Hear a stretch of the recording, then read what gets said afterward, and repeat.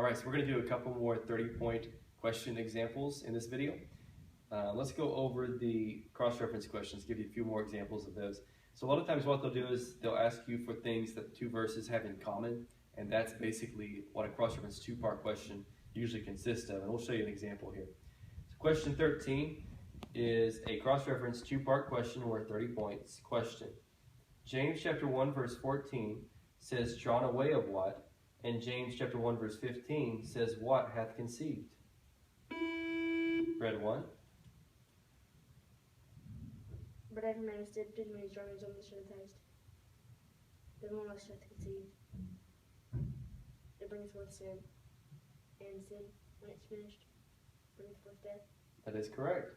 So you can see in the example, and of course he quoted the whole verse, and even though he did it, it clarified it, what he said. So I still counted it correct. But the correct answer in shortness would have been James 1:14 says, "Drawn away of what? His own lust." And James 1:15 says, "What hath conceived?" And the answer is lust. So kind of the tie-in between the two verses was the word lust in the answer. And that was basically how that worked. Let's do a couple more examples here. Question 14 is a cross-reference two-part question worth 30 points. Question: James chapter 1 verse 3 says, "The trying of your faith worketh what?"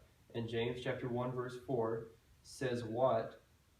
See, I misread the question. So in a case like this, a quizmaster would actually have to throw away the question. We're going to just read it over again. James chapter 1 verse 3 says, "The trying of your faith worketh what?" And James chapter 1 verse 4 says, "Let what have her perfect work?" Read one. The trying of your faith worketh patience. But let patience have her perfect work. That is correct. So you can see that the tie-in between the two verses there was patience.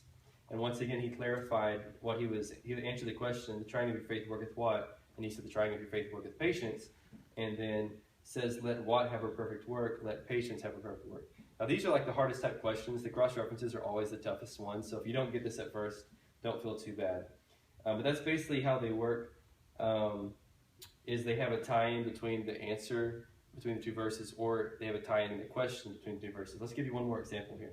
Question 15 is a cross-reference two-part question worth 30 points. Question: James chapter 1 verse 13 says, "Who cannot be tempted?" And James chapter 1 verse 14 says, "Who is tempted?" Read one. James 1:13, God cannot be tempted. James 1:14, but every man is tempted.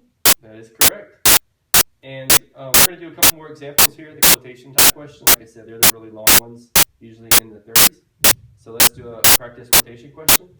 Question 13 is a quotation question worth 30 points. Question: Quote verse 11 of James chapter 1. Read one. For the sun is no sooner risen with the red heat, but it withers the grass and the flower thereof fall from the face of grass for perishing. So also shall the rich man fade away in his ways. That is correct. All right, and one more type of question that we're going to cover, and we'll be finishing this video, bless you, is a four-part question. So it works just like a bless you again. It works basically just like a two or three-part question, but the difference is you have four question words instead of just having two or three. So let's look at this one. Question 15 is a four-part question worth 30 points. Question: James chapter 1 verse 4 says, "Let what have what, that ye may be what, wanting what." Read one. But let patience have her perfect work, that ye may be perfect and entire, wanting nothing. That is correct. And that's the biggest that they go in juniors, is usually a four-part. I don't think they don't have any five-part or six-part questions. So that's pretty much the biggest, hardest question with the most question words that you're going to see in junior quizzing. All right, so hope you enjoyed these this video here.